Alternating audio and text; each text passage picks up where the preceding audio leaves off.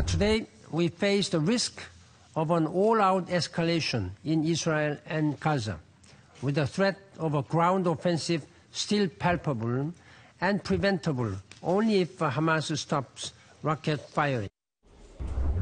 That was UN Secretary General Ban Ki-moon speaking at an emergency meeting of the UN Security Council yesterday. He says it's totally unacceptable for populations of both Israel and Gaza to live in the fear of the next aerial attack. I continue to condemn the rising number of civilian lives lost in Gaza. Once again, Palestinian civilians are caught between Hamas's irresponsibility and Israel's tough response. Well, while the Secretary General called for an international solution to the crisis from the UN, Israel and Hamas militants in Gaza exchanged rocket fire for yet another day. At least 100 Palestinians in the Gaza Strip have been killed by Israeli strikes, and hundreds more have been wounded. Israel is warned of civilian casualties as long as Hamas fires rockets from population centers. So how does the Palestinian population in Gaza feel about this? They enjoy a large swath of support here in Gaza. I've talked to a number of people who have had their homes destroyed in these Israeli airstrikes. And when I ask them, does that mean you want the violence to end or you want Hamas to retaliate? A large number of people tell me they want them to keep firing rockets back. Now, that said, of course, there's also a large number of people who say we just want to live in peace. We just want this to stop. And Israel has reported its first casualties in the conflict. One person was seriously injured, several others wounded when a rocket from Gaza hit a gas station in the port city of Ashdod. That's about 30 miles north of Gaza. Now, Israel says it's also been a target of rocket attacks from Lebanon in the north. Israel responded by shelling that area.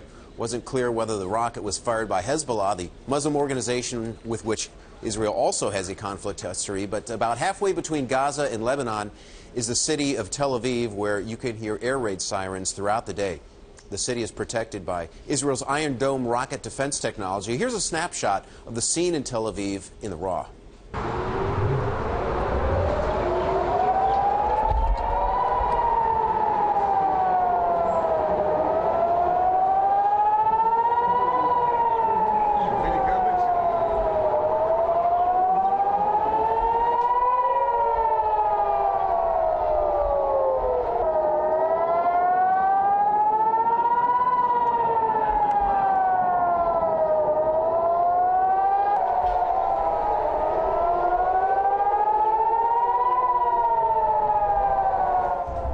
That is intense. So where are we on an internationally brokered ceasefire? Well, President Obama spoke to Israeli Prime Minister Benjamin Netanyahu yesterday, who's not interested in a ceasefire. President Obama offered his help in brokering one anyway, while the U.S. has influence over Israel, doesn't have the same pull with Hamas.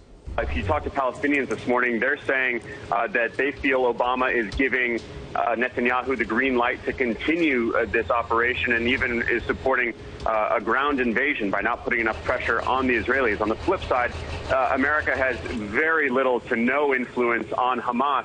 And to some extent, that's what's scary right now is traditionally Egypt has been the peace broker between Israel and Hamas. But since the overthrow of the Muslim Brotherhood of President Morsi in Egypt, Hamas doesn't really have much of a relationship with Egypt anymore, so there is no clear peace broker right now, and that's why, for the time being, there is no talk of a ceasefire. Well, there's also Tony Blair, the former British Prime Minister. He's now an envoy to the Middle East. He says efforts are being made to try to reach some sort of truce.